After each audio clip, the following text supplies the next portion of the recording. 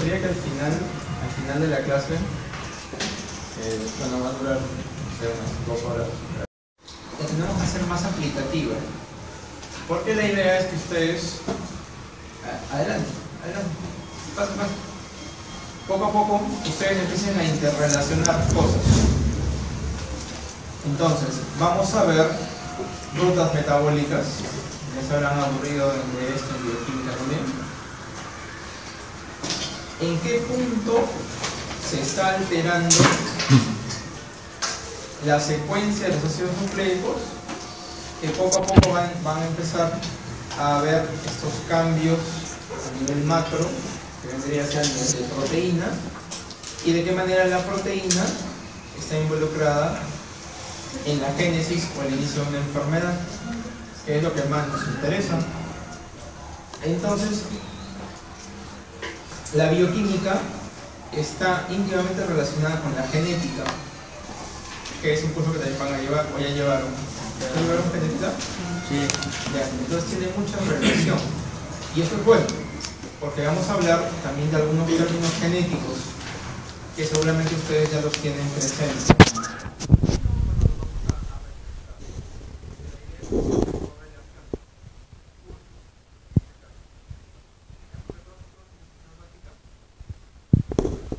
Hay cosas, obviamente, que ya las sabemos desde el colegio. Simplemente el ADN es una molécula.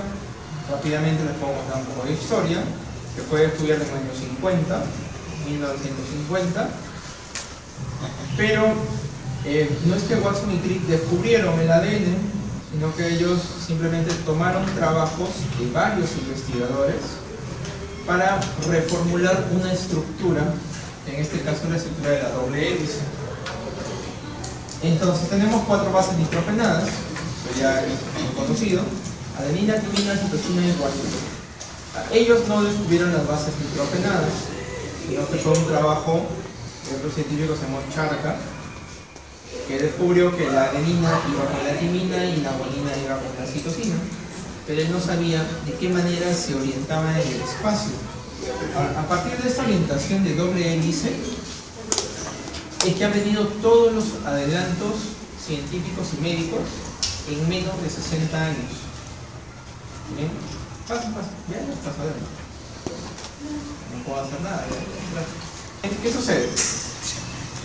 Hace, por ejemplo, año 1990, que empezó esto del fenómeno humano, lo que se hizo fue extraer el ADN de una persona y entre 120 laboratorios a nivel mundial se dedicaron a saber cuál es la secuencia de todo el ADN de esta persona. Se demoraron cerca de 12 años entre tantos laboratorios. Ahora puedes hacer un genoma en media hora con todos los adelantos tecnológicos que existen. Entonces, cuando hay ciertas enfermedades y no se sabe cuál es su etiología, ahora hay médicos, no aquí sino en otras partes del mundo, que ordenan secuenciamiento del genoma completo para saber en qué parte hay una alteración genética que puede responder con las características clínicas. Entonces ya entran a la medicina genómica, que seguramente es algo que ustedes van a tener que hacer en unos años, cuando salgan de aquí, en unos 10 años. Entonces miren, la siguiente, ¿no? Estamos comentando algunas cosas.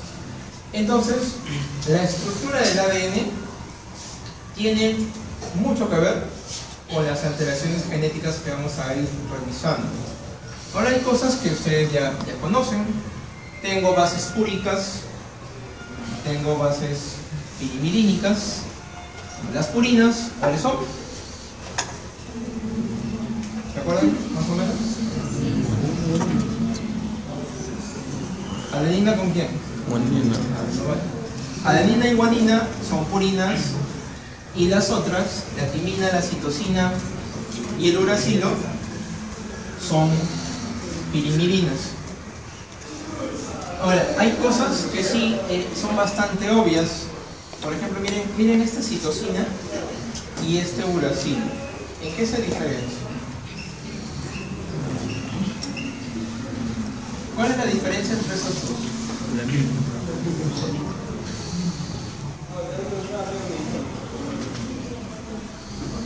Hay un grupo amino aquí en el carbono 1 y aquí no hay.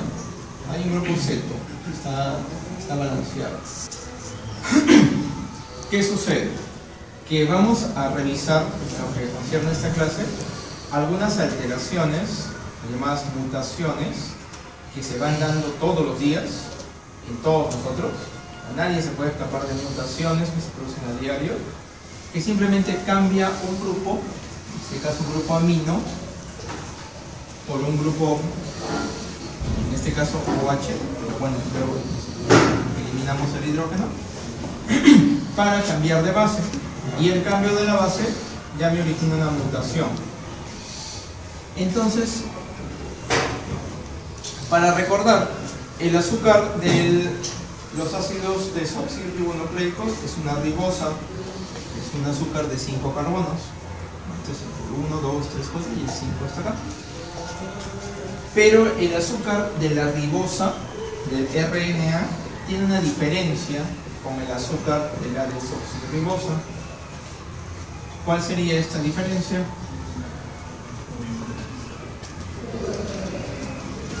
Claro, solamente la ausencia de un oxígeno en el carbono 2 de la ribosa. ¿Por qué es importante esto? Porque miren, hay ciertas mutaciones que lo que van a hacer es eliminar, en este caso, la base, pero deja el azúcar. Entonces, como si en el ADN tuvieras un hueco donde solamente tengo la ribosa o la desoxirribosa, pero no tengo la base. Esos sitios se llaman sitios apurídicos, un sitio donde no hay base. Y hay sistemas de reparación que lo que van a hacer es sacar esa azúcar y colocar el nucleótido que corresponde. Entonces, miren, vamos a ver algunas enzimas también que tienen que ver con la reparación de nuestro ADN frente a alteraciones que suceden de manera común o menos común, como lo vamos a ver la siguiente. Vamos a refrescarnos un poquito. Entonces, los nucleótidos van a estar unidos por enlaces de tipo... ¿Qué tipo es el enlace? ¿Se acuerdan? Glucosídico era para carbohidratos, peptídico, proteínas, aminoácidos, y este era... ¿Qué enlace es? Un enlace fosfodiéster entre el ácido fosfórico, está aquí, ¿no? Aquí, de uno de ellos con, ¿qué parte? Que está en el carbono 5. A ver, aquí. El ácido fosfórico que está en el carbono 5 con... ¿Qué carbono es este de la ribosa? De la desoxirribosa. Con el carbono 3 de la desoxirribosa anterior. Por eso es que tenemos una orientación. Creo que sí lo han escuchado. Es la orientación 3,5, 5,3 en el ADN. Ahora, esta orientación está dirigida por los puntos donde se produce el enlace fosfodiéster. Entonces, ese enlace fosfodiéster es altamente energético y es mediado por una molécula de ATP. Entonces, producir ácidos nucleicos demanda un gran gasto energético. Chicos, a ver la siguiente. A ver, la siguiente. Vamos avanzando porque esto está muy... A ver, en relación a los genes, miren, hay varias definiciones de lo que es un gen. Cuando hablamos de la definición en genética humana, definición en este caso funcional, vendría a ser un segmento de ADN que tiene por finalidad codificar para una cierta proteína que va a estar involucrada en un proceso metabólico para la producción de alguna característica, que puede ser el color de los ojos, el color de la piel, la estatura, alguna enfermedad. Si hablamos desde el punto de vista bioquímico, el ADN, perdón, el gen solamente es un segmento de nucleótidos unidos por enlaces fosfodiéster que tiene un inicio y tiene un final. El inicio es el codón de inicio, que en este caso es la metionina, o también llamado el codón AUG. Entonces, ¿qué es mi codón de inicio? Entonces, todas las proteínas empiezan con metionina. No hay ninguna proteína que empiece con un aminoácido diferente a eso. Por lo tanto, si hay un inicio, también hay un final. En este caso, el final es un codón de stop. En realidad son tres codones de stop. Entonces, toda proteína tiene un inicio y tiene un final. Un segmento de ADN con un codón de inicio AUG y con un codón de término, que puede ser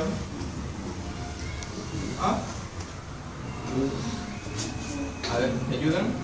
Codones de término, UGA y UAG. Entonces, cuando el ribosoma llega a estos tripletes, entonces es que el RNA de transferencia no tiene un aminoácido correspondiente a este, y ahí termina la secuencia. Luego la proteína ya está completa, pero no es funcional. Para que una proteína sea funcional, tiene que pasar o a retículo endoplásmico o a aparato de Golgi para todas las modificaciones y para activar la proteína. Entonces, los genes, miren, en el ADN no están de forma seguida, no son continuos. No es que haya un gen A, pues hay un gen B, o un gen C. Los genes están distribuidos por todo el genoma. Hay genes que están en copia única. Normalmente tengo una copia en todo mi genoma, pero hay genes de copia variable. Por ejemplo, hay un gen que es el gen de la histona 2. Ustedes ya lo han visto antes. H2B y el H2A. Por lo menos se ha detectado que tenemos 7 copias de los genes H2A y H2B distribuidos por diferentes cromosomas. Entonces, de acuerdo a la utilidad de las proteínas, que tan necesarias son, la vamos a encontrar en diferentes proporciones. Pero por lo general, se sabe que solamente bien el 5% del genoma es codificante. De ese 5%, sabemos que tenemos alrededor de 18.000 genes. Hace 5 años eran como 24.000, ahora se sabe que son menos. De los 18.000, solamente conocemos el 10%. ¿Para qué sirve? Del resto no sabemos para qué sirve. Sabemos que existe, pero no sabemos con qué otras proteínas se interrelaciona y en qué vía metabólica la podemos encontrar. Entonces es un campo bastante grande de investigación. A ver, la siguiente. Entonces, durante el proceso de la división celular, lo primero que se produce es la replicación del ADN para tener 2 copias idénticas a partir de una sola célula. Pero miren, este proceso de replicación tiene que ser bastante exhaustivo, no debe haber errores. ¿Por qué hablamos de errores? Porque siempre que una célula se divide, las bases nitrogenadas, adelante, pasen. Entonces miren, cada vez que una célula se divide, las bases nitrogenadas tienen que ser una copia fiel de la célula madre de la cual proviene, pero eso no sucede siempre. Cuando estos señores descubrieron que la replicación era semiconservativa, cuando hablamos de semiconservativa, estamos diciendo Si yo tengo, por ejemplo, aquí, 2 hebras de ADN que vienen de una célula original, esas 2 hebras se van a dividir y cada una de ellas se va a replicar. Entonces, por lo tanto, tengo una hebra antigua y una hebra nueva, ¿ya?, en la siguiente célula que se ha dividido, o sea, aquí. Entonces, por eso decimos que es semiconservativo. Y siempre vamos a tener una hebra antigua y una hebra nueva en esto. Por lo tanto, la tasa de error que tiene una célula está estimada en más o menos 10 a la menos 135. Entonces, ¿eso qué quiere decir? Que tiene un error. ¿Cuánto es 10 a la 135?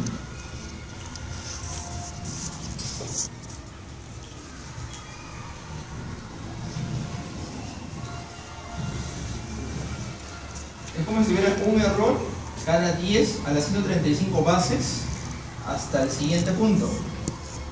Entonces, si hablamos nosotros que tenemos alrededor de 5 megabases en todo nuestro genoma, entonces pueden imaginarse que la tasa de error es muy pequeña. Por lo tanto, en cada ciclo de división celular, lo más probable es que tengas un DNA idéntico sin errores. Pero luego vamos a ver que a veces escapan los errores. Los errores pueden ser resueltos o pueden ser reparados, y algunas veces no pueden ser reparados. Y es cuando se inician los procesos neoplásicos. Pero vamos a ver eso ahorita. A ver, miren, cuando estudiamos la replicación del ADN, la mayor cantidad de información que tenemos es a partir de microorganismos, de procariontes, en el caso de bacterias. Entonces, las bacterias son los primeros organismos que sabemos que no tienen intrones, solamente tienen genes, las secuencias codificantes, porque la bacteria no necesita tener, como nosotros, tenemos el 95% de nuestro genoma no es codificante. No sabemos para qué sirve, pero está ahí. Alguna función debe tener, no lo sabemos todavía. Pero en bacterias es diferente. Todas las bases nitrogenadas de una bacteria son codificantes y le sirven para todas sus funciones metabólicas.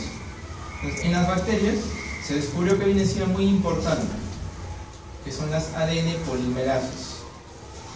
Las ADN polimerasas tienen por función replicar el ADN de una bacteria en las condiciones en las cuales esta bacteria se encuentra. Hay bacterias cuyo hábitat es a 95, 110 grados, 120 grados. Las bacterias extremófilas. Entonces debe tener una ADN polimerasa resistente al calor. La ADN polimerasa humana, ¿a qué temperatura funciona?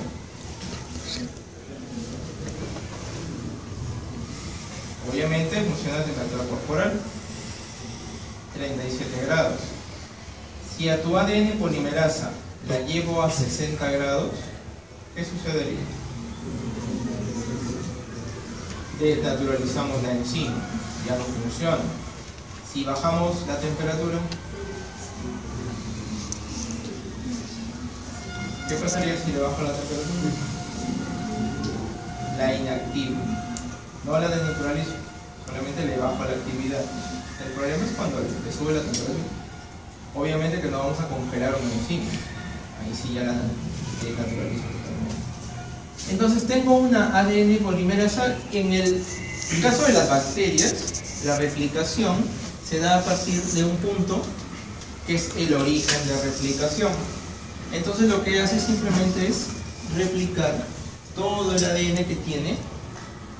La bacteria tiene un cromosoma, que es un cromosoma circular, este que está aquí, a diferencia de nosotros, 46 cromosomas. Entonces,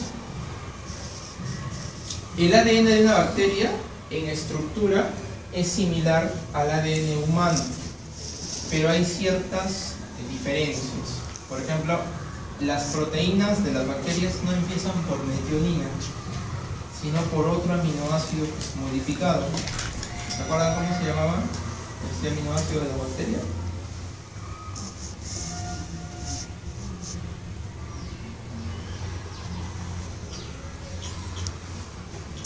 También es una metionina, pero tiene una modificación. No todas las proteínas bacterianas tienen esa característica.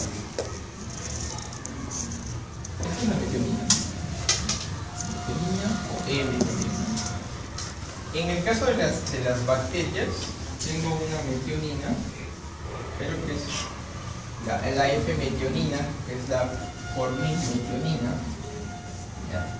que es el codón de inicio para agentes bacterianos. Entonces, ¿para qué sirve esto? Hay proteínas humanas que se hacen en bacterias, que son las proteínas recombinantes. Entonces, una proteína recombinante, que yo coja un gen humano, lo meta dentro de una bacteria, y la bacteria se va a empezar a dividir, y cuando se divide, también divide el ADN humano que ustedes ya han ingresado a la bacteria. Esa bacteria tiene que transcribir ese gen humano, como lo que sucedió en el caso de la insulina. Hace muchos años, para tratar a estos pacientes, lo que se hacía era un machacado de páncreas de cerdo para tomar insulina. Lo envasabas y lo vendías. Ahora ya no. Ahora se utilizan bacterias. Entonces, coges el gen de la insulina y lo colocas aquí dentro. La bacteria se va a replicar, porque la tasa de replicación de una bacteria es muy alta. Va a producir insulina. El problema está que empieza con un aminoácido bacteriano. Entonces hay que modificar en el laboratorio este aminoácido para transformarlo en codón de inicio humano. Entonces ya tenemos proteínas sintéticas, que es lo que ahora se está haciendo. A ver, la siguiente. A ver, vamos por acá. Acá ya empiezan los problemas. Cuando una hebra de ADN se tiene que replicar, no basta la DNA polimerasa.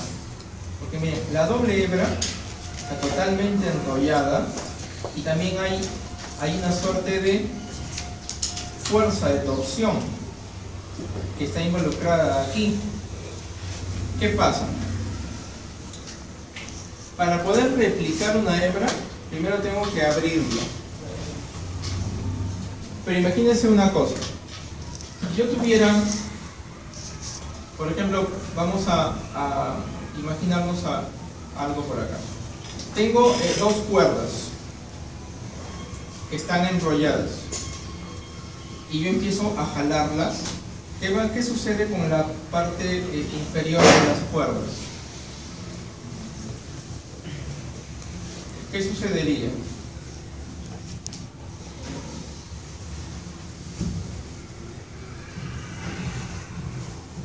Yo tengo dos cuerdas que están enrolladas y las empiezo a abrir. Entonces, cuando abro, empiezo a hacer más tensión en la parte inferior y va a llegar un momento en que esto ya no se va a poder abrir porque va a estar muy tensionado.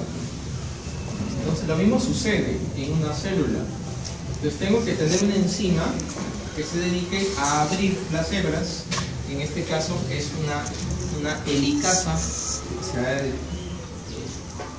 va a tener esa función. Pero cuando la helicasa llega a un punto en el cual ya no puede abrir más a la doble hebra de ADN, tiene que venir otra enzima, que en este caso es la topoisomerasa que ven allí, que es la que va a cortar. Entonces cuando te corta la hebra, te libera la tensión. Pero no me sirve una hebra cortada. Entonces tiene que haber otra enzima que me regrese, que las vuelva a unir.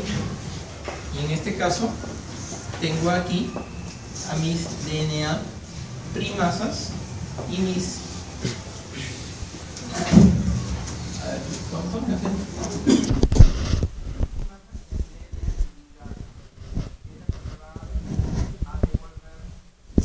La continuidad en este caso de mi ADN. Entonces vamos a ir por partes.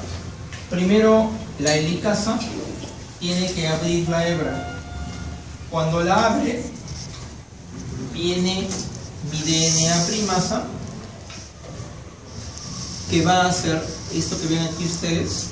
Es una secuencia corta que nosotros le llamamos un cebador o un primer. Entonces, a partir del cebador va a empezar a hacer la replicación, pero la que hace la replicación es la DNA polimerasa, que en este caso no es una enzima, sino que es un complejo enzimático. Son varias unidades proteicas que trabajan como una sola entidad. Entonces, si queremos hablar de configuración de proteínas, esta es una proteína cuaternaria. ¿Recuerdan el orden?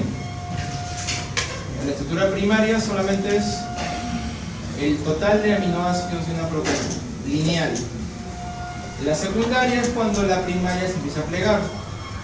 Puede ser una alfa hélice, puede ser una beta plegada. La terciaria es cuando a esta alfa hélice empiezo a tener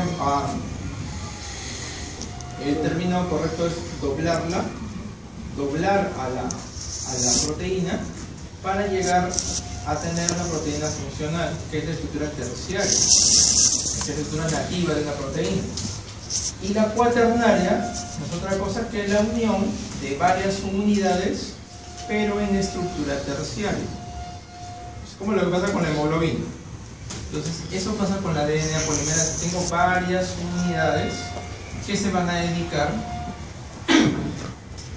a tomar nucleótidos del medio externo y empezar a colocarlas y formar los enlaces fosfodiésteres de los cuales ya habíamos conversado. Entonces, la que libera la tensión va a ser la topoisomerasa, porque miren, acá hay una dificultad. La polimerasa va en dirección 5-3. Una cadena es 5-3, la otra es 3-5. Entonces, ¿cómo hago para que la polimerasa vaya en la otra dirección? ¿Podríamos hacer eso? Si la polimerasa empieza por aquí, que es la 5-3, no va a ir en este sentido, porque esto sería 3-5. Tendría que ir en el sentido opuesto. Entonces, para resolver ese problema, lo que hacen mis helicasas es rotar al ADN. Entonces le da una torsión de tal manera que las dos van a quedar en dirección 3-5 para que la misma polimerasa vaya en dirección 5-3. Digamos que según la configuración espacial de una enzima, esto se podría hacer. Ahora, in vitro se ha visto que es así, pero en bacterias. La polimerasa humana hasta ahorita no se sabe si funciona de esta manera, pero las bacterias sí. Entonces, aparentemente debería pasar lo mismo.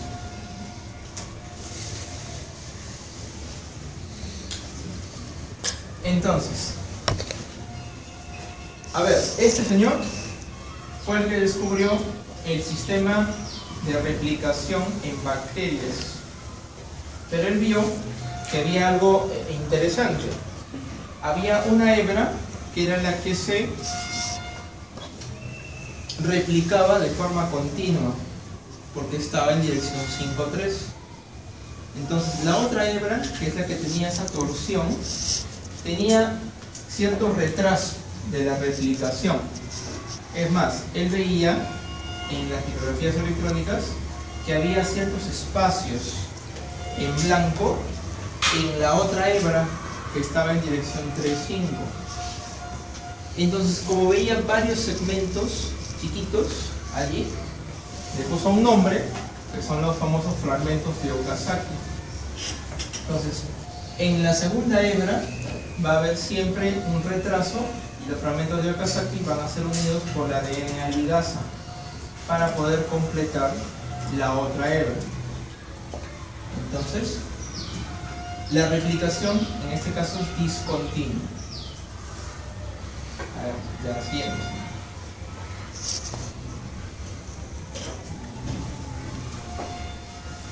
La siguiente, vamos a hablar ahora de las polimerasas. Entonces, una polimerasa, una DNA polimerasa, especificando esto, siempre va a ir en dirección 5'3". Esta es la dirección de la replicación. Ya de esto tienen que acordarse porque siempre colocamos preguntas en el examen así.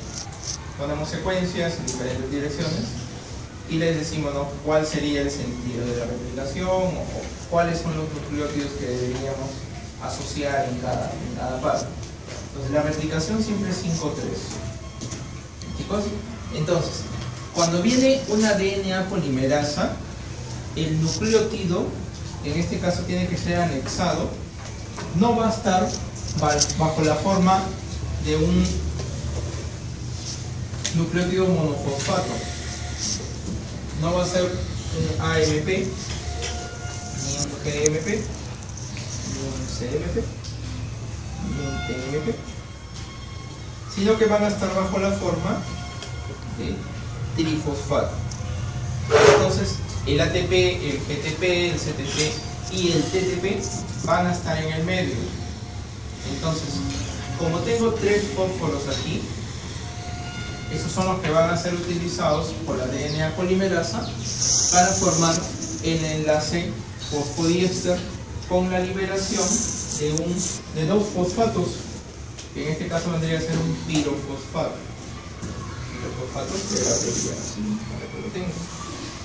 Entonces, formar una doble hebra de ADN implica la utilización de moléculas altamente energéticas.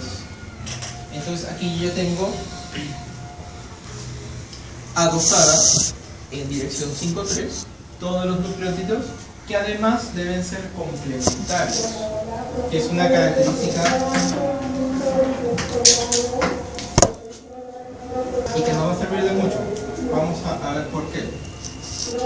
La siguiente. Aquí. ¿Por qué? Miren, la adenina es complementaria a la timina y la citosina a la guanina. Hay una explicación bioquímica por la cual tengo esta complementariedad de bases. No es porque se nos haya ocurrido. Pues, ¿qué sucede? Las moléculas libres, que en este caso vendrían a ser los hidrógenos de las bases nitrogenadas, yo no estoy hablando del azúcar ni del fosfato, de las bases, van a formar puentes de hidrógeno. Pero en este caso vamos a ver que las bases tienen que colocarse en cierta posición, lo que le llamamos nosotros posiciones estequiométricas, posiciones en el espacio que puedan formar este tipo de enlaces. Siguiente. Entonces, ¿qué sucede aquí? La siguiente, a ver. No, la siguiente. A ver.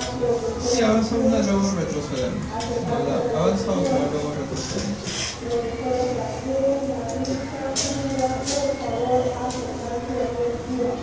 No, regresa. Creo que me olvidé de la línea.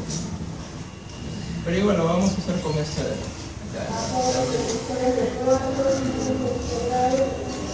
Ya, a ver, la anterior. No, la siguiente. Ya, lo vamos a hacer con esto. Entonces, miren, ¿cómo sabemos que hay complementariedad de bases? Si está más adelante, bueno, ya la pasamos. Pero miren, vamos a analizar lo que está aquí.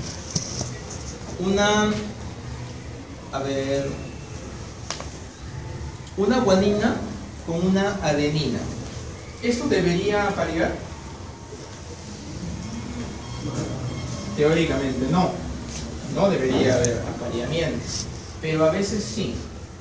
A veces sucede un apareamiento entre adeninas y guaninas. Entonces eso corresponde a una mutación. ¿Por qué pueden haber apareamientos ilegítimos en este caso. Porque miren, siempre hay una molécula que es el llamado donador y hay una molécula que es el aceptor. El donador es aquel que va a tener el hidrógeno libre. En este caso, ¿cuál sería el donador? ¿Esta o esta de acá? Para este enlace. A ver, este H, ¿a quién pertenece? ¿A él o a él? A la guanina. Entonces él sería el donador y él sería el aceptor. A ver, vamos por acá. ¿Este H de quién es? ¿De la adenina o de la guanina? De la adenina. Entonces este enlace sería donador para adenina y aceptor para guanina. Pero ahora miren, yo tengo un H aquí que está libre y no tiene con quién aparearse. No tengo con quién. Entonces estos enlaces que a veces se forman son muy débiles. Cuando persisten es mutación, pero en forma que se ha visto en vivo, esto no se puede producir porque tendría un donador que está libre. Va a desestabilizar el sistema adenina-guanina. Lo mismo pasaría por acá, citosina, adenina. Eso tampoco se va a ver. ¿Cuál sería el donador aquí? ¿Él o el de acá? ¿La citosina o la adenina? La adenina es el donador y este es el aceptor. ¿Qué tengo acá? ¿Quién es él? ¿Donador o aceptor? Él es aceptor, él es donador. ¿Hay algún hidrógeno libre por ahí? Hay un hidrógeno libre de la citosina. Entonces esto también desestabiliza nuestro sistema. Pero cuando tenemos un enlace normal, en este caso vendría a ser una citosina con una guanina, ¿qué es lo que tendríamos que esperar? Citosina con guanina. Él sería el donador y él es el aceptor. Para el segundo enlace, ¿él qué sería? Aceptor y él es donador. Y para el de acá, ¿quién sería él? Aceptor y él es el donador. Entonces, el equilibrio donador-aceptor va a ser perfecto entre citosinas y guaninas, y el mismo ejercicio podemos hacer entre la adenina y la timina.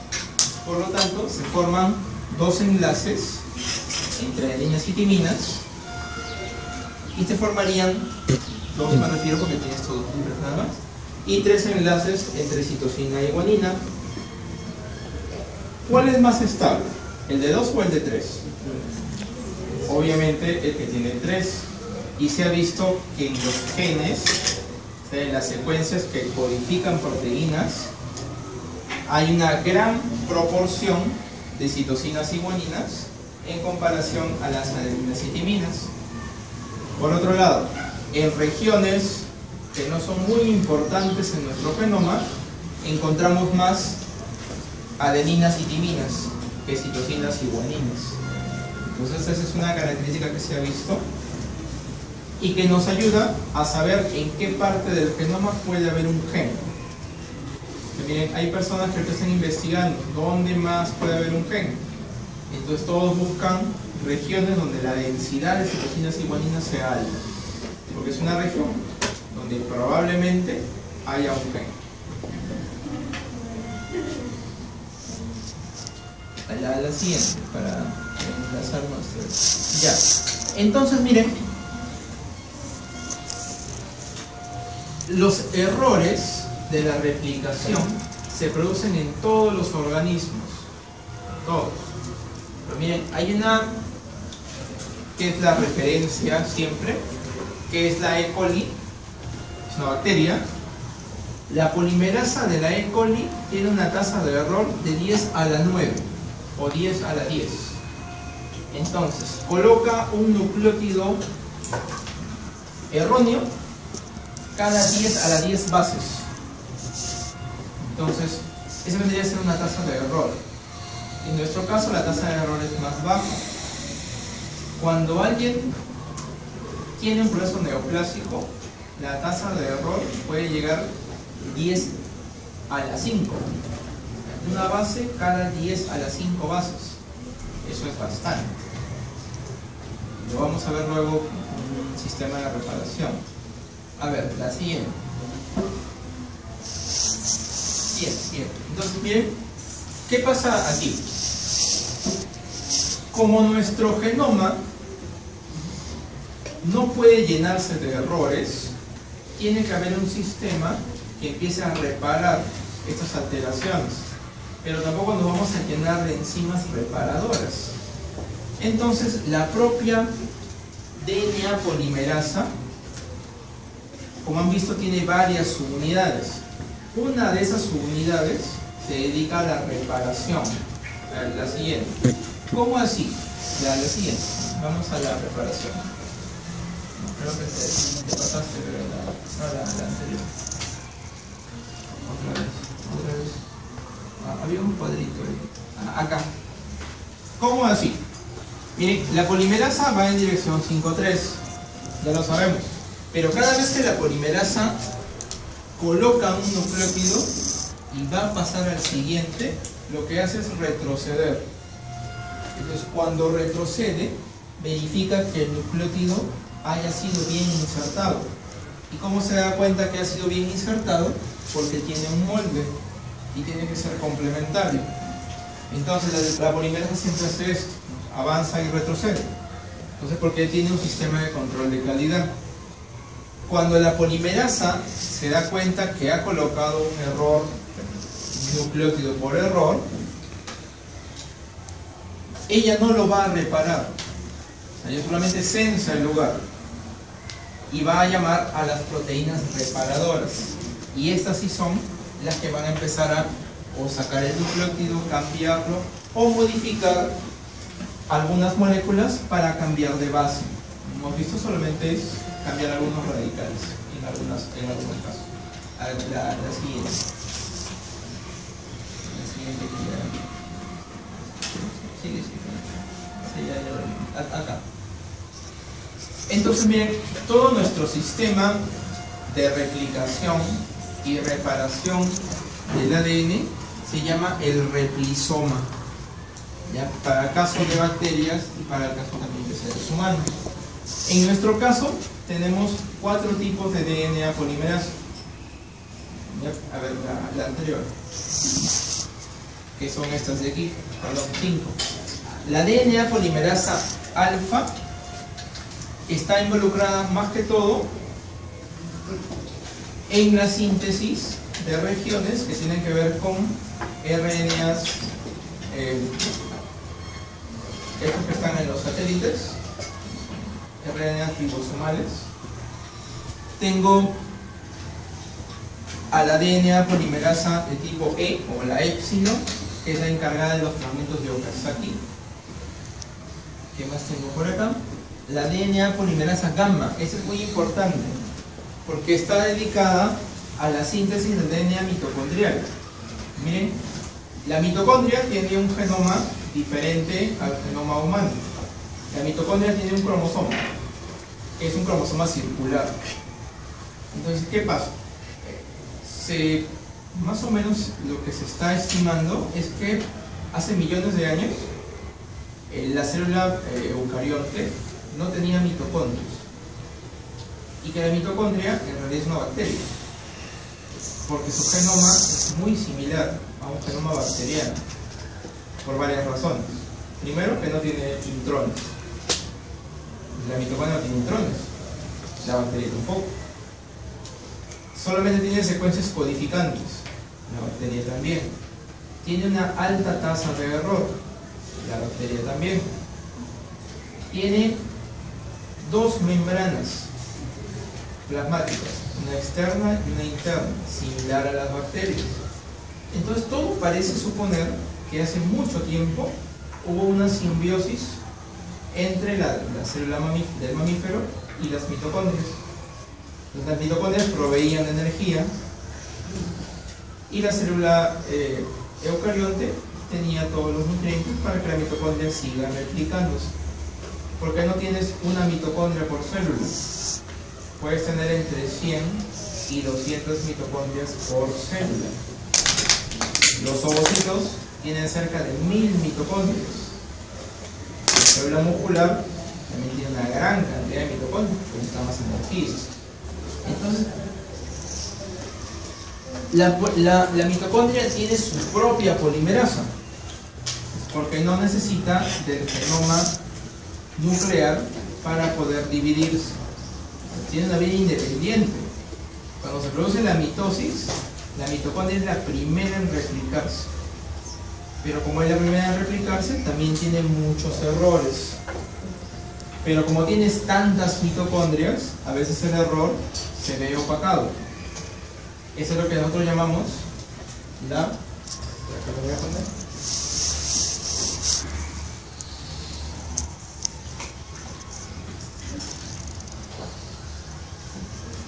La heteroplasmia. Entonces, ¿qué sucede con la heteroplasmia? La heteroplasmia me dice que a nivel de genomas, ustedes, yo, todos nosotros, tenemos en una célula mitocondrias normales y mitocondrias alteradas en diferentes proporciones. Si tengo en una mayor proporción las normales, obviamente que no voy a tener ninguna alteración. Pero si es a la inversa, empiezan a aparecer las enfermedades de tipo mitocondrial, que seguro ya las vieron en su curso de genética. Las neuropatías, las ataxias, los temblores, el Parkinson, la diabetes.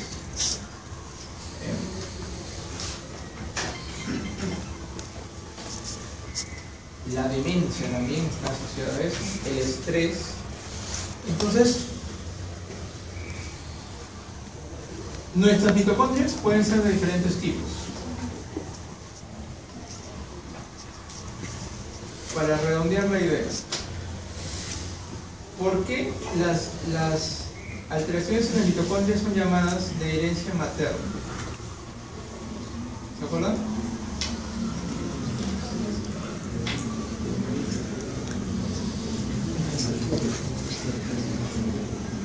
¿Por qué llamamos de herencia materna? Que de la mitocondria. Yo heredé casi todas las mitocondrias de mi mamá. ¿Por qué?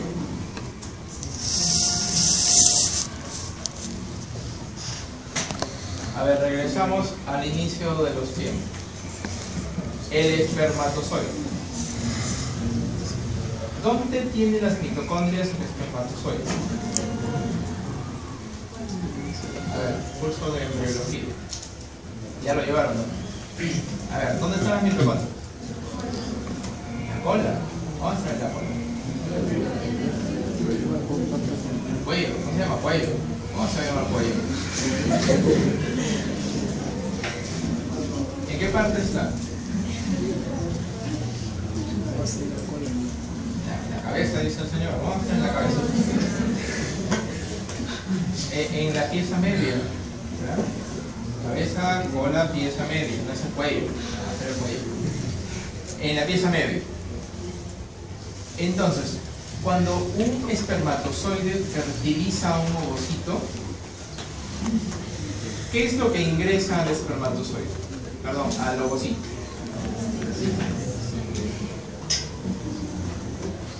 ¿Qué es lo que ingresa al ovocito? La cabeza, ¿qué más? ¿Solo la cabeza?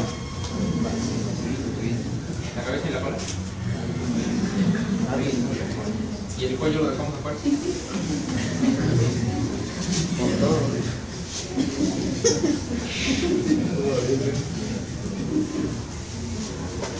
Para recordar algunas cositas. Por ejemplo, miren, un espermatozoide es así. ¿También? Este es un espermatozoide. El ovocito es así. Es una cosa gigante. Cuando él ingresa, ¿se acuerdan? Acá tengo la zona pelúcida y todas esas cosas. las enzimas del espermatozoide empiezan a atacar esto e ingresa. Cuando ingresa su cabeza, ¿no? Cabeza, su pieza media y su cola. Entonces ingresa con cola y todo. ¿De acuerdo? Ingresa todo el espermatozoide. Por lo tanto, ingresan las mitocondrias del espermatozoide. Pero en proporción, ¿quién tendrá más mitocondrias? ¿El ovocito o el espermatozoide? Obviamente que el ovocito debe tener miles de mitocondrias a comparación del espermatozoide, que está en alrededor de 100 y este está en alrededor de 5.000 a 10.000, que es bastante. Entonces, imaginemos una cosa. De las 100, 80 tienen problemas de replicación y tienen errores. Ingresan 80. También. Entonces, el feto, el embrión y el feto proveniente de esta concepción, ¿tendrá alguna alteración? No. No, porque hay 10.000 que están en buenas condiciones y 80 que están alteradas. Entonces la alteración se diluye entre la totalidad de mitocondrias normales que tiene el ovocito. Pero hay que verlo al revés. El papá es normal y la mamá está afectada. Por lo tanto, el ovocito está afectado. ¿Cómo serán sus hijos? ¿Cómo serán sus hijos? ¿Normal o afectados? ¿Quiénes? ¿Los hombres o las mujeres? ¿Quiénes son afectados? ¿Los varones o las mujeres? Todos. Todos. Sean varones o sean mujeres. Entonces, por eso decimos que las alteraciones mitocondriales tienen herencia materna, pero simplemente es por la proporción de mitocondrias que cada uno de los progenitores aporta para el desarrollo del embrión. Entonces, si el papá es afectado, no pasa absolutamente nada. Si la mamá es afectada, aquí sí, porque casi todas las mitocondrias van a expresar su alteración. Entonces, estas alteraciones se deben a que las mitocondrias tienen una alta tasa de error por la DNA polimerasa de tipo gamma, que puede conocer, puede censar dónde está la alteración, pero nadie lo va a reparar, porque las enzimas reparadoras son nucleares, no son mitocondriales. Por lo tanto, los errores mitocondriales se acumulan. ¿Ya? ¿Esto qué sucede con esta polimerasa? Siguiente. Esto ya lo vimos. A ver, la siguiente. A ver. Ya. Entonces, miren. Cuando sucede la replicación, vamos a tener 3 pasos que son claves aquí. El primero es el inicio de la replicación. No en cualquier sitio se inicia el proceso de la replicación del DNA. En bacterias hay un lugar que le llamamos el oricé. Es el inicio de la replicación en bacterias. En el DNA humano o de mamífero también tenemos una zona muy importante, que en este caso, seguro ya lo vieron cuando hicieron transcripción. ¿Han hecho la transcripción? No. ¿Se acuerdan? Síntesis de proteínas.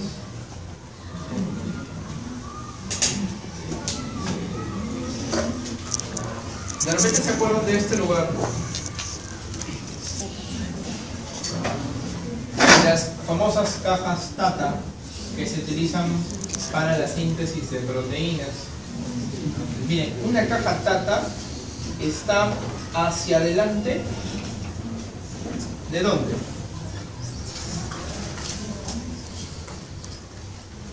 Del codón de inicio. Bueno, el codón de inicio que está acá, que es el AUG, por aquí, que en ADN sería ATG. Ya, están delante de estas cajas, hacia arriba de las cajas Tata, por acá, tengo una región que se llama la región de unión al ADN.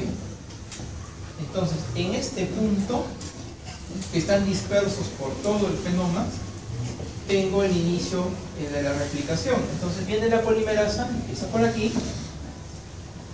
sigue hasta que encuentre el siguiente punto de replicación, y se ha visto que no es la misma polimerasa la que va a seguir, sino que sigue la otra y otra polimerasa. Y como nosotros tenemos 46 cromosomas, los 46 cromosomas se están replicando en forma simultánea. Con eso no quiero decirles que nuestro genoma sabemos que tiene 2 metros, pero no es que empiece por aquí la polimerasa hasta el final, sino que esos 2 metros están divididos en 46. Entonces tengo un cromosoma por aquí, otro por acá, otro por aquí. Entonces las polimerasas van a ir replicando todos los cromosomas de forma simultánea.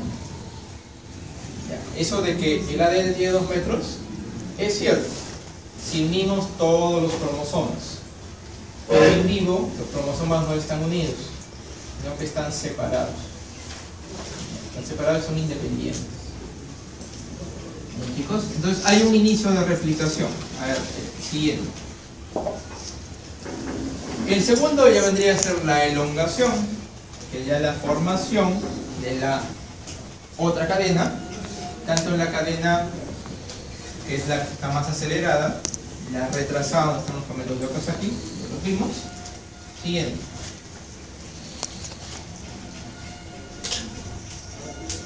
La siguiente, esto ya lo hemos repasado. ¿Qué es esto? No, eso no. Ahí no, ahí no más, ahí no más.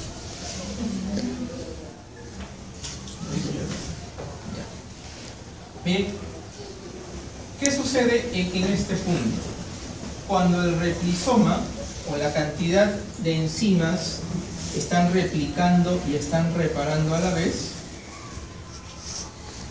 va a pasar un hecho que de repente no se han percatado, o si se han percatado no le han hecho mucho caso, que todos los días ustedes están mutando. Se producen mutaciones porque se ven expuestos a diferentes factores. A ver, uno de los factores podría ser la radiación ultravioleta. No es necesario que haya sol para que la radiación sea intensa. Hay que dejar de pensar en eso. No es que el sol está asociado a niveles importantes de radiación.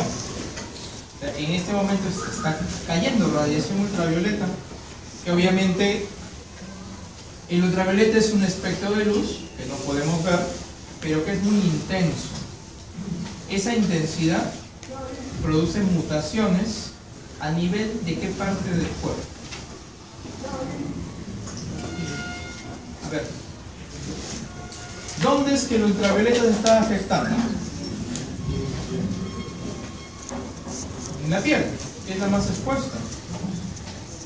Entonces, hay radiación, hay químicos, por ejemplo, hay personas, ustedes lo han visto, por ejemplo, a ver, medicina ocupacional, los que trabajan en los grifos, ya, ellos están expuestos a hidrocarburos todo el día, están inhalando los gases, esos gases son mutagénicos. Ellos no tienen ningún sistema de personas que tienen trabajos de riesgo, tienen una mayor probabilidad de tener hasta problemas neoplásicos, pero no se hace absolutamente nada, sigue todo igual. ¿Qué más podemos ver? La ingesta intensiva de grasas saturadas. En este caso me estoy refiriendo a la dieta que tenemos todos. A todos les gusta su pollo a la brasa, ¿no? ¿A quién no le gusta? Levante la mano al que no le gusta el pollo a la brasa. Obviamente a todos nos gusta. Pero la cantidad de metabolitos, productos de quemar el aceite, son los que están produciendo cambios a nivel de tu ADN, y por eso que hay algunas personas que tienen una dieta, digamos, muy desbalanceada, que te comes un pollo a la brasa cada 2 días, cada 3 días, las famosas hamburguesas con frituras gaseosas. Tienes un riesgo muy alto de tener un cáncer de estómago, un cáncer de esófago, un cáncer de colon, porque esos agentes están produciendo mutaciones.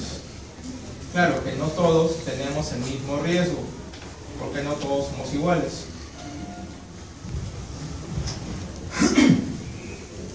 ¿Cómo lo podemos saber? Miren, se hizo un estudio hace muchos años, creo que en el año 2000,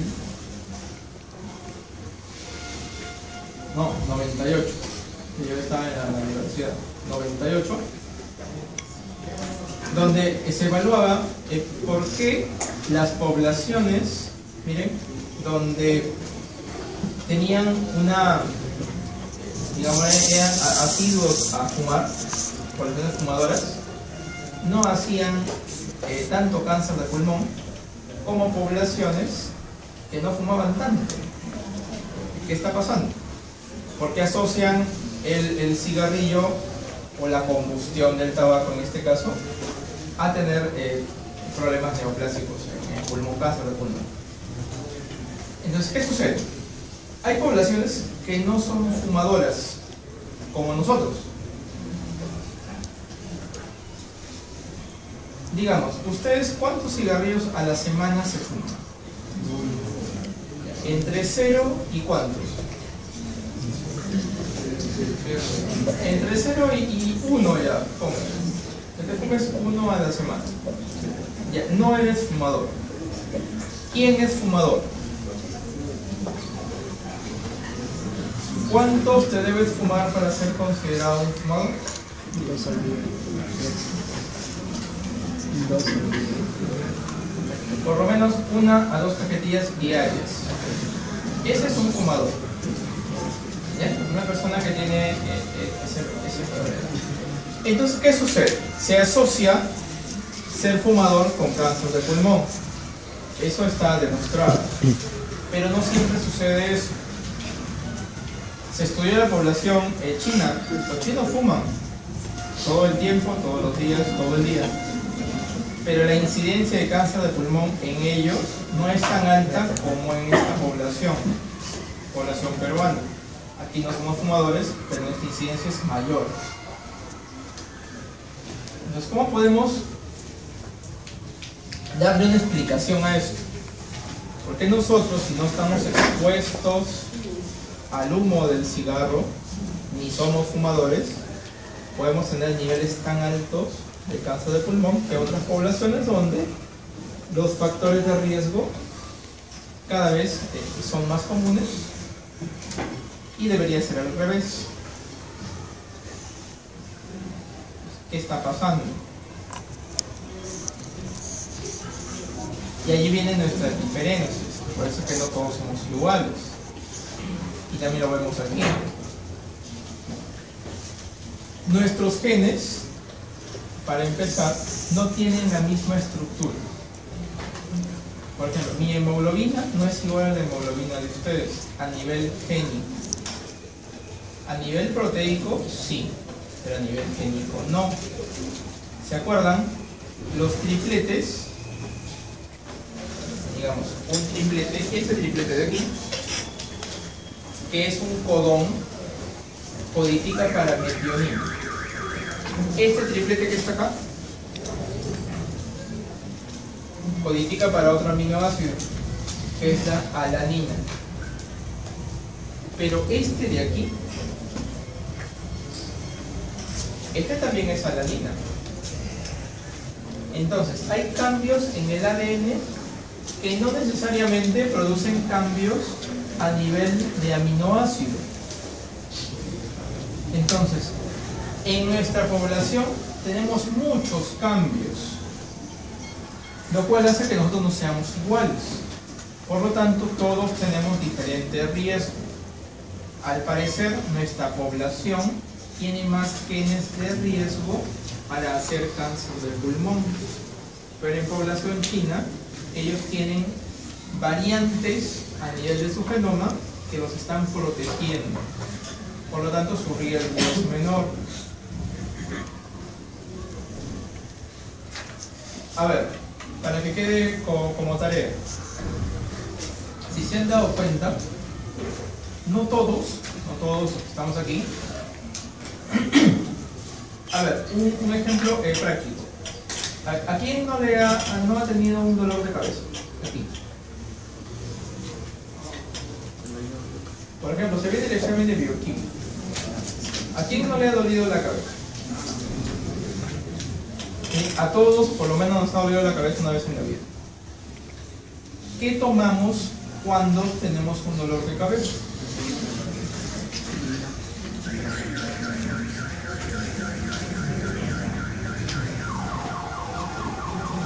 A ver, ¿quién se ha tomado un Panadol?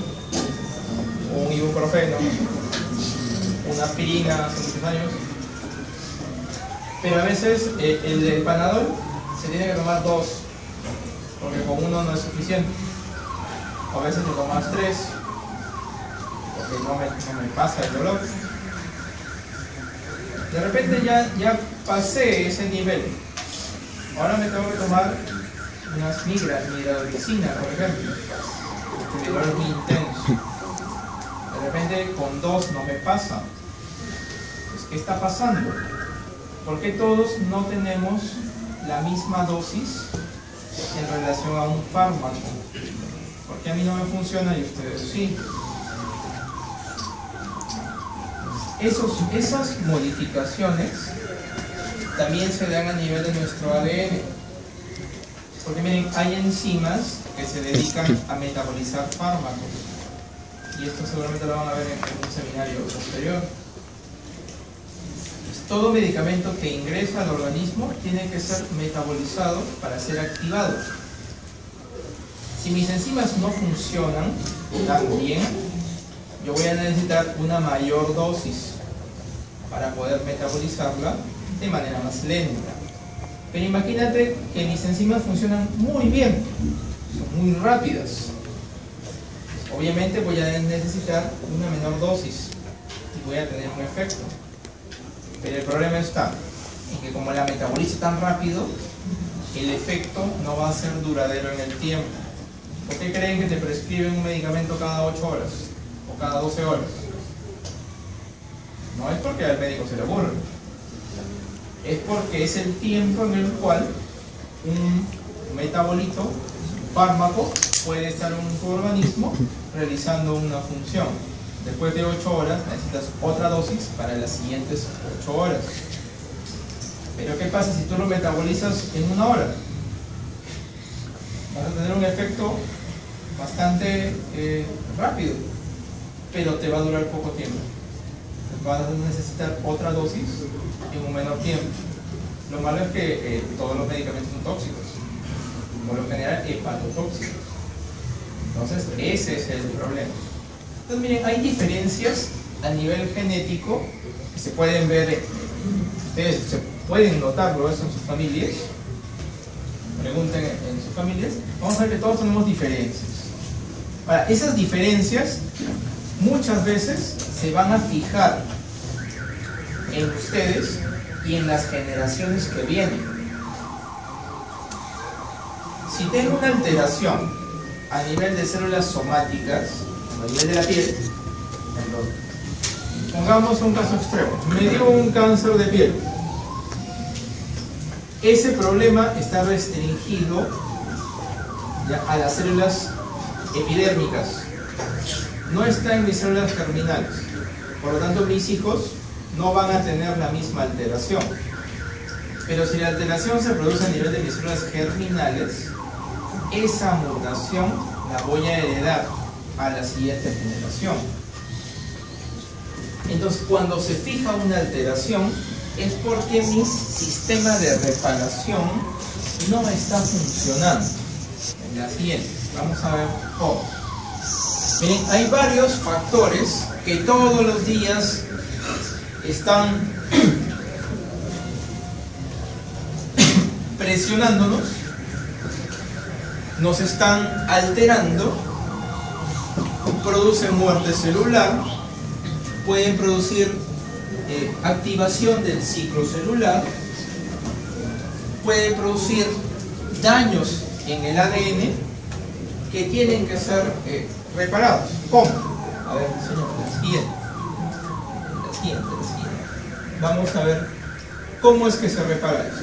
Para empezar, vamos a tener en claro que es una mutación.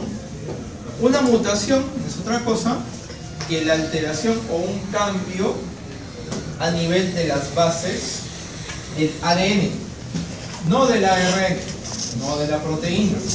El cambio es a nivel del DNA. Pero ¿por qué es importante esto? Porque si el cambio se produjo en el DNA, el RNA también va a ser alterado. Por tanto, la proteína también va a ser alterada. Entonces, la alteración es en la macromolécula más importante. Pero ¿cuándo la consideramos mutación? Cuando ese cambio produce un cambio en el aminoácido. Y el cambio de aminoácido inactiva a la proteína o le baja la actividad. Porque ya sabemos que hay cambios que no generan un cambio de aminoácido. Por lo tanto, yo puedo tener en este tercera base una adenina, la señorita puede tener un uracilo, pero los dos tenemos alanina. Entonces, no hay cambio de aminoácido, pero hay cambio a nivel genético. Entonces, esto no es mutación, esto es polimorfismo. Y nuestro ADN está lleno de polimorfismo, por eso es que todos somos distintos aquí. Pero la mutación sí. Por ejemplo, tener esto y cambiarlo por una C, esto ya no es alanina. Esto creo que ya es cisteína.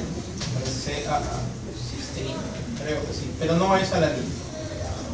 Entonces, por lo general, los cambios de la primera y la segunda base producen mutaciones. Cambio en la tercera base del codón es un polimorfismo. Acá no hay cambio de aminoácido, aquí sí. Entonces vamos a identificar eso. Entonces, la alteración a nivel del DNA hace que yo ahora tenga un gen mutado o un gen inactivo, un gen que no funciona. ¿Ya? La siguiente. Entonces, ¿en qué momento se producen alteraciones a nivel del DNA? La primera es a nivel de la replicación. La segunda son las modificaciones espontáneas, que tienen que ver con los factores ambientales a los cuales ustedes están expuestos. Y el tercero, que también está relacionado con el anterior, son los agentes físicos o químicos que también pueden afectar. A ver, señor, la siguiente. A ver, empezamos aquí. ¿Qué pasa durante la replicación? Durante la replicación tengo una cadena molde, tiene que formarse la otra cadena que es complementaria, pero muchas veces sucede esto. Bases que no son complementarias. Si no son complementarias, no pueden haber enlaces. Eso ya lo vimos. Entonces la polimerasa se va a dar cuenta de que aquí sucedió un alineamiento, no es parejo entre bases complementarias, y lo que va a pasar es que en esta generación de células va a persistir la alteración. Entonces, esta célula se va a volver a dividir y en la siguiente división va a regresar el orden correcto de apareamiento entre estas dos bases. Entonces, este es un primer sistema de reparación. El sistema de reparación se llama por replicación. Aquí no interviene una enzima de reparación. Simplemente en la siguiente replicación se arregla el problema para esta célula de aquí. Pero para esta ahora tengo una C y una G. A diferencia de la A y la T, que vendría a ser la hebra original. Pero la C y la G muchas veces me producen un polimorfismo. Entonces no habría problemas. Y sigue todo como si nada hubiera pasado. La siguiente.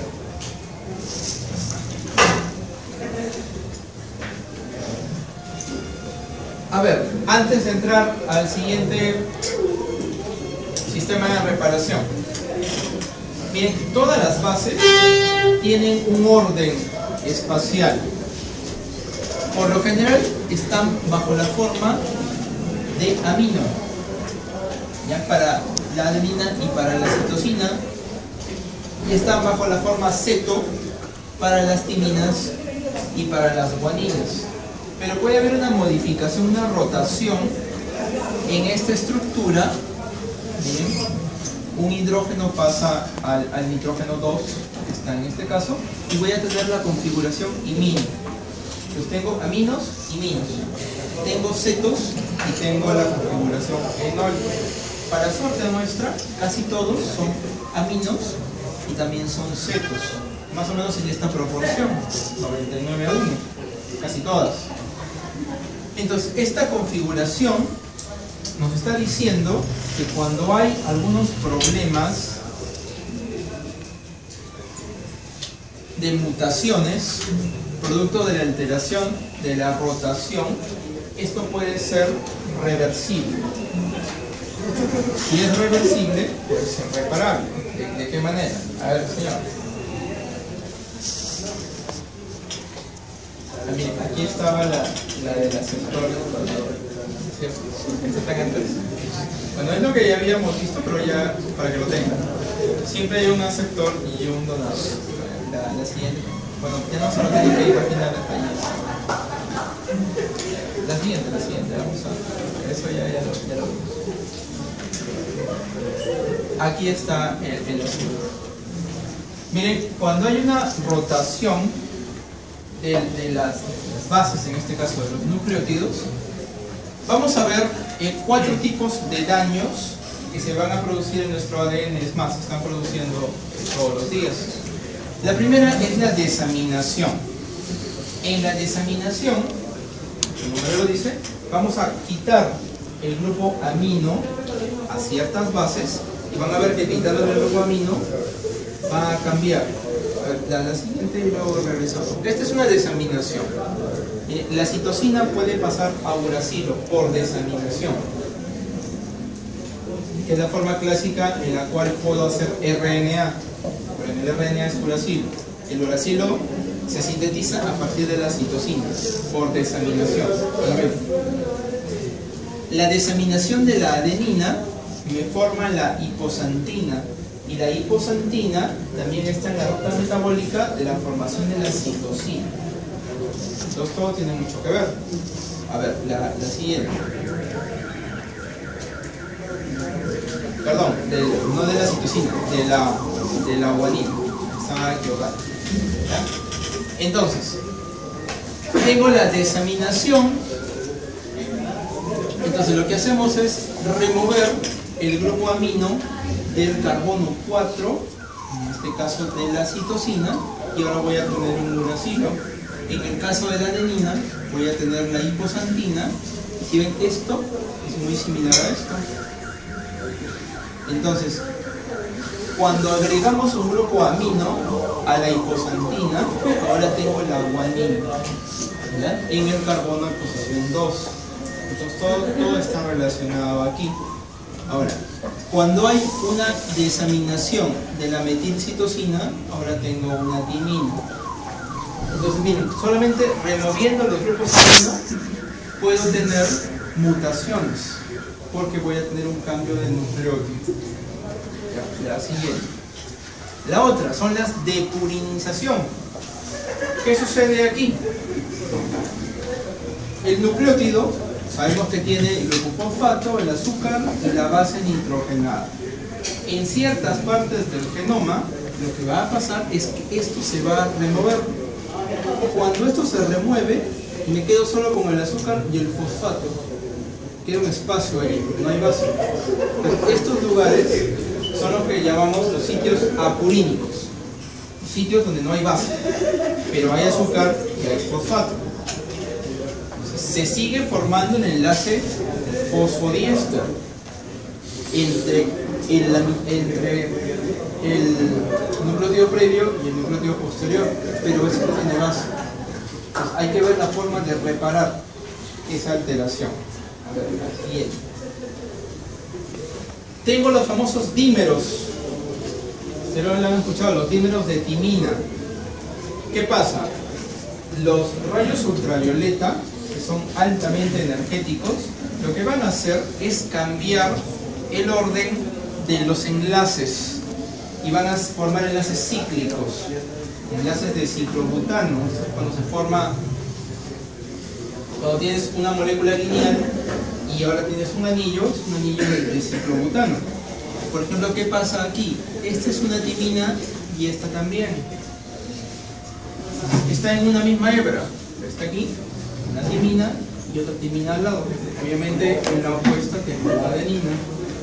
Entonces, cuando tengo la exposición al ultravioleta, lo que va a hacer es que estas dos bases empiecen a enlazarse. A ver, la siguiente, como en este caso. Y ahora voy a tener que las dos timinas forman un enlace cíclico, las dos adeninas no tienen con quién enlazarse, se quedan y se empieza a formar esta pequeña hendidura que es una burbuja. Es una burbuja porque es un lugar que no es apareado. Entonces, esto también es una mutación.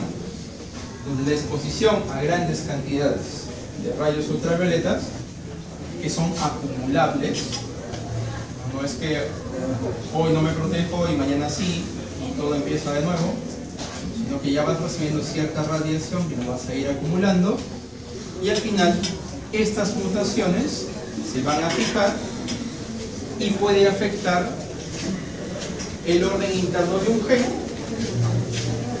y es por eso que puede aparecer el cáncer de piel. Entonces, ¿por qué aparece el cáncer de piel? Porque hay un factor de riesgo que está involucrado en la formación de dímeros de timina a partir de la exposición a la luz ultravioleta. En este caso, del sol.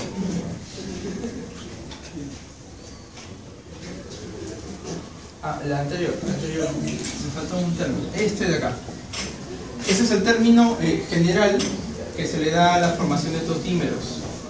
Que tendría que ser un dímero, en este caso sería de pirimidina ciclobutano, pero como son timinas, sería un dímero de timina ciclobutano. La siguiente.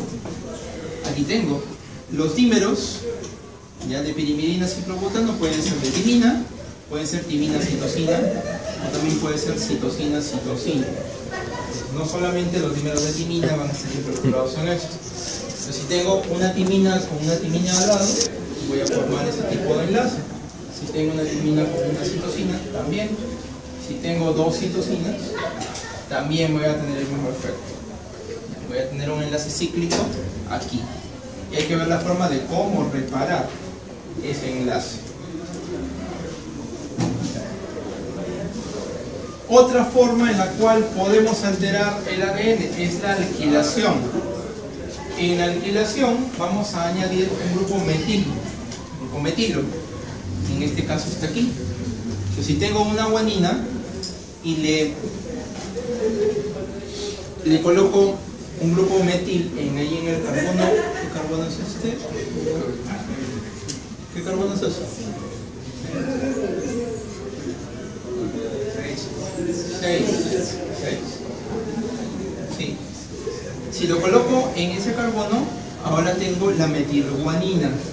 Entonces, la metilguanina se ve, es bastante común, en la replicación de bacterias y virus, pero no va a ser común en replicación de mamíferos. Entonces, es una alteración que se da por la alquilación. Siguiente.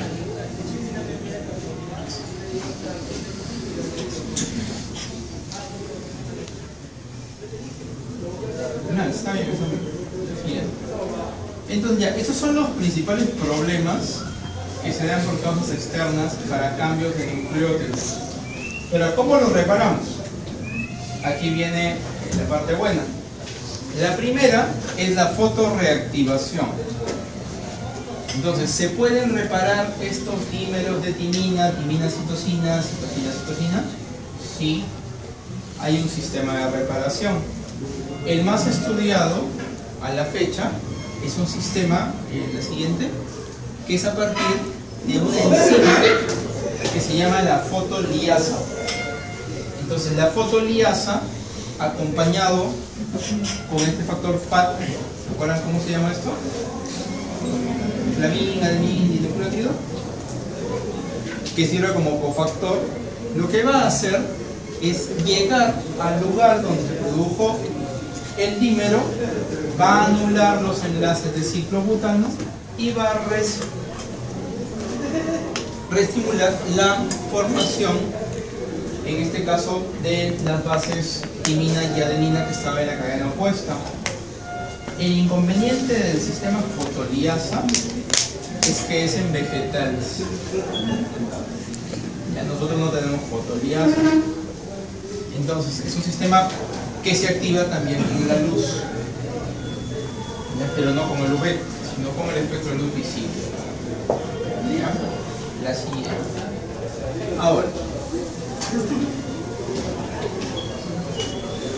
cuando se produce la desaminación, o lo que también se conoce como un paso previo a lo que es tener un lugar apurínico que está aquí, hay todo un sistema que va de esta manera. Miren, ¿qué pasa acá? Tengo una base desaminada y tengo la formación del uracilo. ¿Se acuerdan? El uracilo se produce por la desaminación de ¿qué base? De la citosina. Entonces, desaminación en citosina, ahora tengo uracilo. El uracilo no pertenece al ADN, pertenece al ARN. Por lo tanto, no puede hacer un enlace, 3 enlaces en este caso, 3 puentes de hidrógeno con la guanina. El sistema de reparación, en este caso, lo primero que va a hacer es ubicar que hay un uracilo aquí. Y en este caso sí tenemos una enzima que se llama la DNA glicosilasa. En este caso si es de uracilo, la uracilo DNA glicosilasa. Entonces esa enzima lo que va a hacer es pasearse por todo el ADN hasta encontrar un uracilo. Cuando encuentra un uracilo, lo rompe, pero saca solamente la base.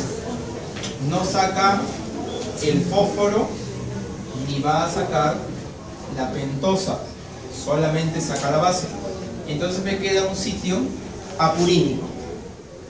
Pero como ese sitio apurínico tiene que ser llenado con una citosina, el siguiente paso es ahora usar una desoxirribosa fosfodiesterasa para anular el enlace fosfodiéster.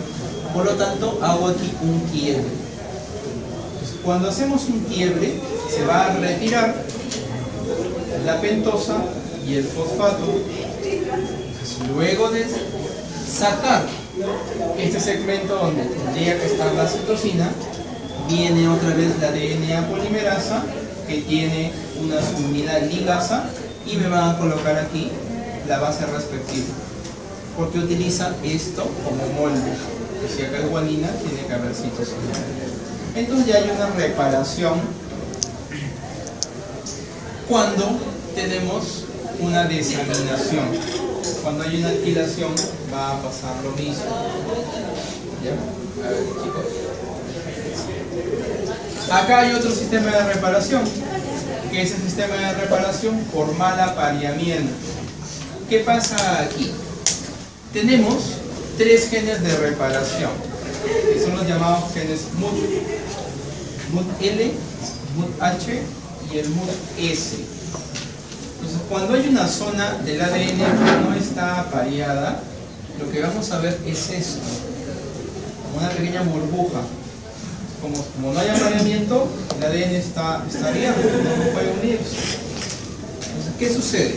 Estas tres enzimas van a reconocer este sitio donde voy a encontrar una burbuja que no ha sido totalmente apareada.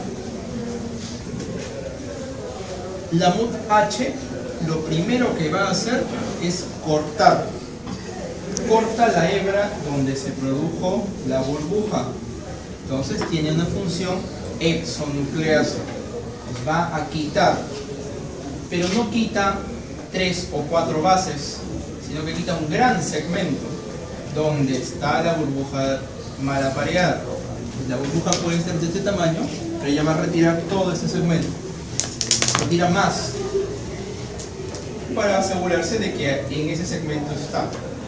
Entonces, el siguiente paso es que la MUT-S y la MUT-L va a reclutar a la DNA polimerasa, la cual va a ser un oligonucleótido o una cadena de ADN pequeñita que le va a servir para llenar el espacio, y luego las esterasas van a hacer los enlaces. En este caso a la esterasa me refiero a la parte de la DNA polimerasa que hace el enlace fosfodieso. Entonces de esta manera voy a restablecer el sitio de mutación. Luego de eso se van a retirar estos grupos metil, porque las enzimas de reparación lo primero que hacen es metilar dos regiones. Entonces te dice que en esta región debe ser cortada de aquí hasta acá. Luego que hace la reparación, retiramos los grupos metilo y aparentemente ya no pasa nada, ya lo tenemos preparado.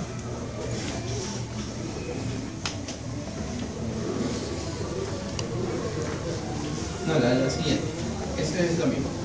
Otro sistema de reparación es el llamado el sistema de reparación por quiebre de doble cadena.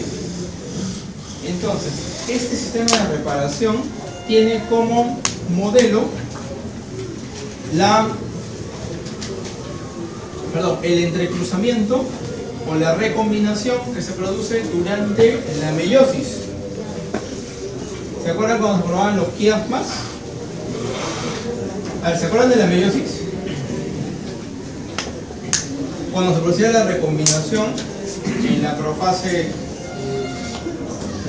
1 de la meiosis, en el paquiteno, ¿se acuerdan? Durante esa fase, lo que va a pasar es que tiene que haber intercambio de material genético entre cromosomas homólogos para producir variabilidad genética. Entonces, esa recombinación se da por dos enzimas. Una es la REC-A y la RAD51. La REC-A viene del término recombinasa. Entonces, hay una enzima que es dedicada a hacer la recombinación y está ubicada en ciertos puntos a lo largo del cromosoma, y se sabe que son más o menos entre 5 y 6 puntos por cromosoma donde se produce un intercambio de material genético. Entonces, esas enzimas son las que también producen la reparación, pero no en meiosis, porque la reparación aquí se está produciendo en células somáticas, en las células de la piel, en células de cualquier parte del cuerpo menos las sexuales. Entonces son las mismas enzimas que van a tomar fragmentos continuos para poder repararlos en base a la secuencia Molte que viene del otro cromosoma. Entonces este es un sistema de quiebre de doble cadena, que vamos con las dos y vamos a llevar fragmentos de un ADN hacia el otro. Entonces, ¿por qué es importante esto? Miren, en este momento lo que se está estudiando es tratar de saber por qué se producen, a ver, simplemente es un término que les parece familiar. ¿Se acuerdan de las translocaciones? Una translocación cromosómica. hablando de translocación, que es el paso de un segmento de un cromosoma a otro. Podemos regresar este cromosoma al originario, podríamos decirlo, una translocación recíproca. Entonces, ¿por qué hay quiebres específicos en ciertas regiones que nos hacen proclives a tener algún tipo de enfermedad cromosómica? Entonces está estudiando mucho a estas de acá. Parece ser que las recombinasas que sirven para reparación están alteradas. Entonces, si tengo alterado al reparador, ¿quién va a reparar? No hay quien repare. Es por eso que se van a producir todos estos intercambios inespecíficos que pueden desencadenar en una enfermedad genética. Solamente estudiando las enzimas de recombinación. La siguiente. Y acá hay un sistema muy interesante. Mire, este es el sistema SOS, que es el auxilio, es lo último ya que puede utilizar un sistema para tratar de reparar su ADN. ¿Qué pasa aquí? Yo tengo un sistema de replicación, tengo un replisoma, donde nos hemos dado cuenta que hay una base que no debería estar. Entonces hay que cambiarla. Entonces, lo primero es que si mi DNA polimerasa empieza a replicar mi cadena y aquí encuentro una base que no debería, la polimerasa se va a detener, ya no puede seguir, hay un problema allí, la burbuja aquí. Cuando se detiene, va a llamar a las enzimas de auxilio. Entonces, como inducción a la respuesta, estas enzimas lo que van a hacer es colocar cualquier nucleótido, cualquiera que se me ocurra, porque necesita que el sistema de replicación continúe independientemente del nucleótido que está colocando allí. Entonces, este sistema se utiliza siempre y cuando haya muchos puntos alterados a lo largo del genoma. Si hay 1, 2 o 3 por allí, los anteriores sistemas lo pueden hacer. Cuando tienes tu genoma lleno de alteraciones, no podemos reparar todos a la vez. Entonces el sistema SOS entra en acción, pero colocando cualquier nucleótido donde se le ocurra. Claro que esto tiene su contraparte, porque puede producir mutaciones.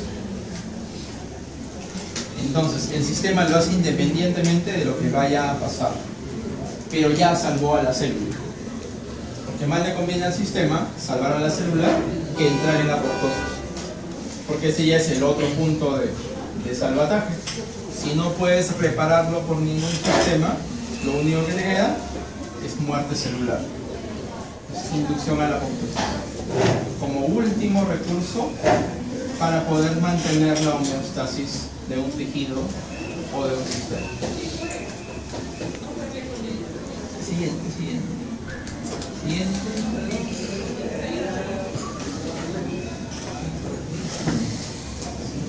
Esto ya hablamos. Allí.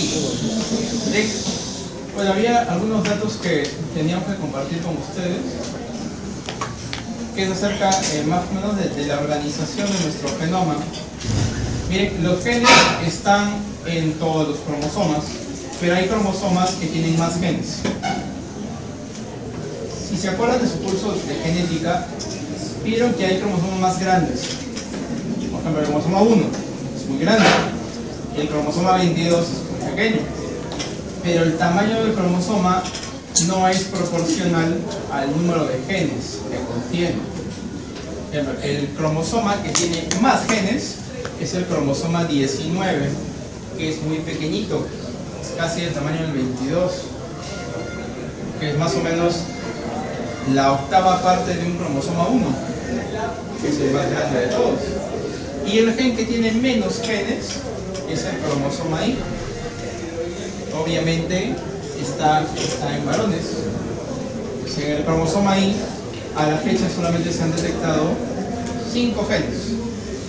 5 genes importantes. que tienen que ver con la producción de espermatozoides, pero no hay más.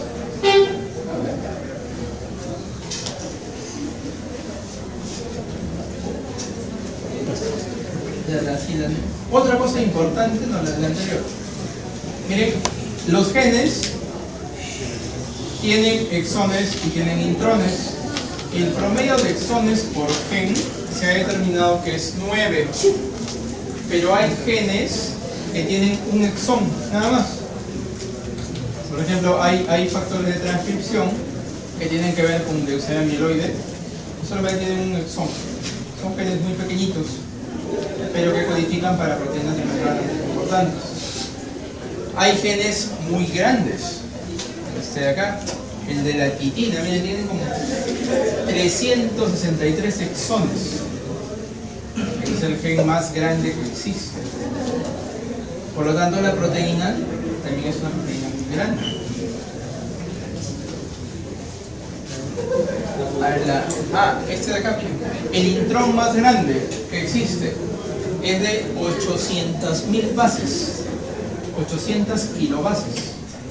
Un intrón es una secuencia que no codifica para nada, pero se ha visto que está en este gen de acá, es WWOX, que es un gen supresor, un supresor tumoral.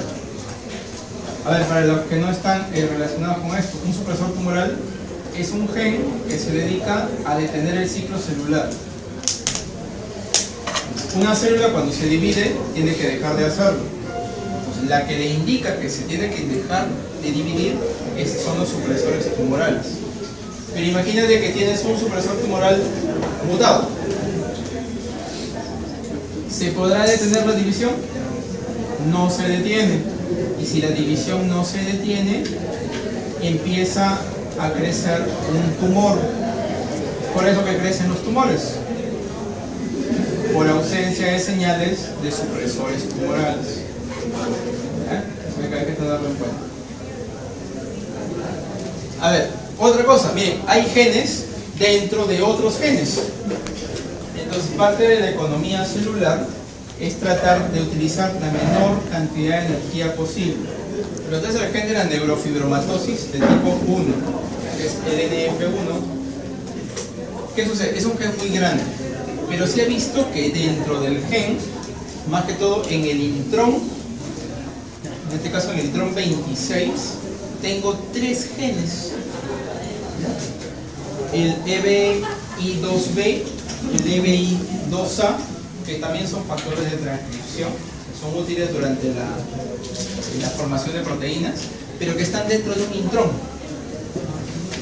Entonces, este es el exón codificante, el número 25, es al revés, el exón 26, y dentro del intrón tengo ahora 3 genes. Entonces, se ha visto eso mucho en el genoma humano. A ver, otro dato. Otro dato es que puedo tener varias copias de genes ubicados en distintas partes del genoma, por lo tanto en diferentes cromosomas.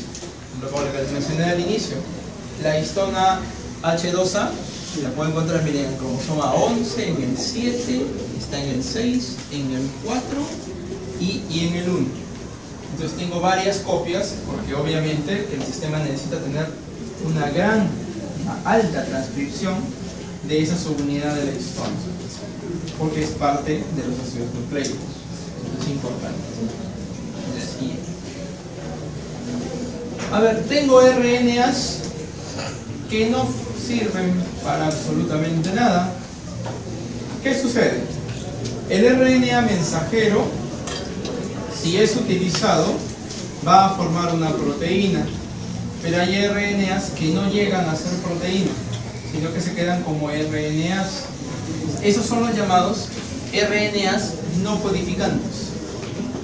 Entonces, los no codificantes son de diferentes tipos. Tengo al RNA ribosomal, tengo el RNA de transferencia, tengo otro RNA que se llama el RNA interferencia. ¿Qué sucede en relación a la interferencia? Que es uno de los más interesantes. Miren, tengo una molécula de ADN. Produce un mensajero.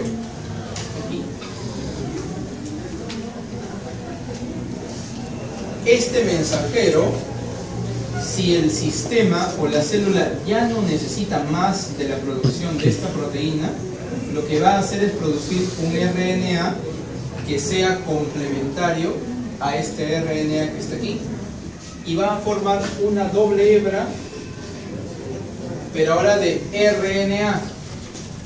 Es un RNA de doble cadena.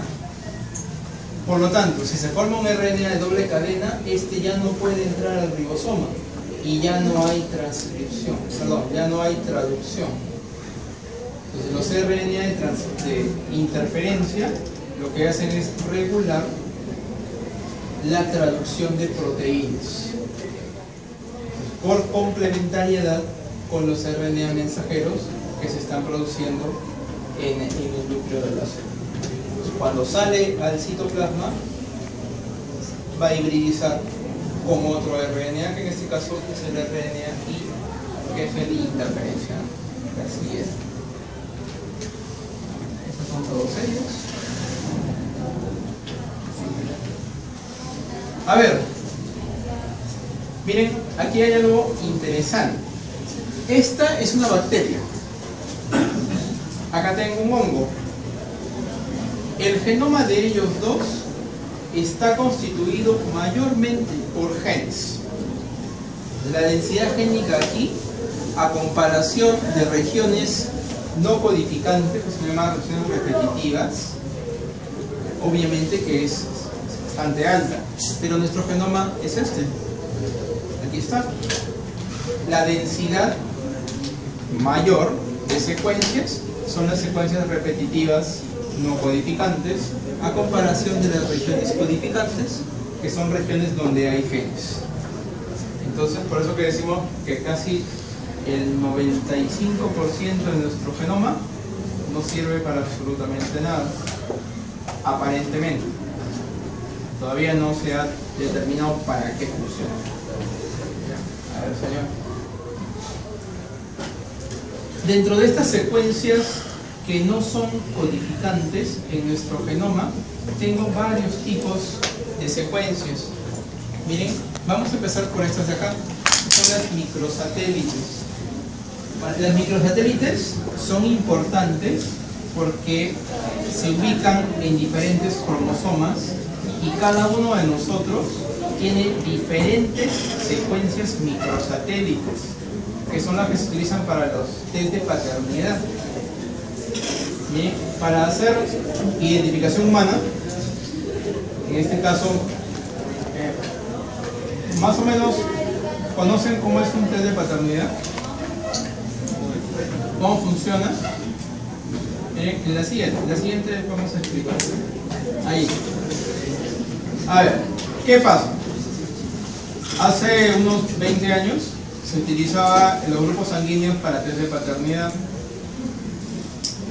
Luego se dieron cuenta que casi todos en esta población éramos O. Cualquiera podría ser el papá. De la mamá no, nadie duda de la mamá. Del papá sí. El papá siempre está en duda y quién podría ser el padre. Cuando los grupos sanguíneos dejaron de utilizarse para test de paternidad, empezaron a ver ese tipo de alteraciones. La alteración de características, que son las secuencias microsatélites. Entonces, una secuencia microsatélite no es otra cosa que una repetición. Digamos, si es mononucleótido, repetir la G varias veces. Si es dinucleótido, repito el CA varias veces. Si es trinucleótido, tetranucleótido, pentanucleótido, hexanucleótido. Pues todas las repeticiones que se puedan haber. ¿Cuál es la gracia de todo esto? Que todos nosotros tenemos distintos números de repeticiones. Entonces, de este dinucleótido yo puedo tener 20 repeticiones. El señor tiene 21. El delegado tiene 22. como tenemos una repetición más, ya somos diferentes. Entonces, ¿qué pasa aquí? Lo que voy a hacer es tomar una muestra de la mamá, que está aquí, su compañera es la mamá. Saco una muestra de ADN y tengo que el trinucleótido CGG está en, digamos, unas 14 repeticiones. Vamos a poner SG 14 de la mamá. Ahora, a ver, el delegado va a ser el papá. Para ese mismo trinucleótido, ¿ya? Él tiene, la señora tenía 14, él va a tener 20.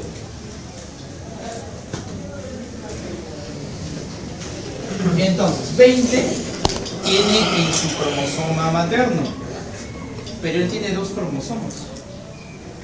Entonces, en su cromosoma paterno no tiene 20, tiene 21. En cambio, ella tiene 14 en ambos, en el materno y en el paterno. Entonces tienen su hijo y él resulta que va a reclamar la paternidad. No le cree que sea su hijo. Entonces entra el señor en acción y el vecino, porque él también está reclamando la paternidad.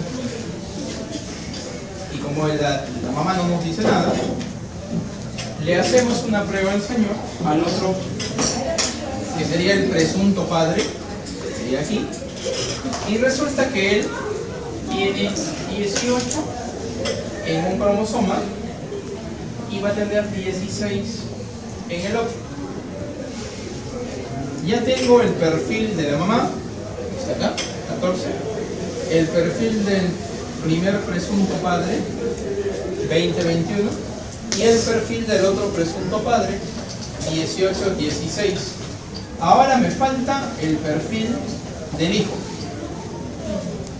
Entonces, acá el hijito, y el hijo tiene el 14, obviamente porque ese viene de su mamá. Ahora falta el siguiente cromosoma y resulta que es 16. ¿De quién es hijo?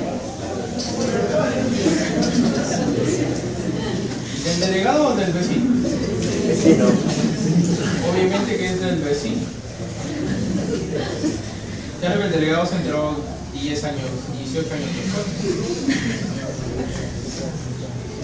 Pero es la manera en que se hacen estos descartes de paternidad. Porque no, eso es analizando un microsatélite. Pero paternidad analiza 24 microsatélites a la vez. Por lo tanto, la probabilidad de que alguien sea el papá es una probabilidad muy alta, que está en el orden del 99.999%.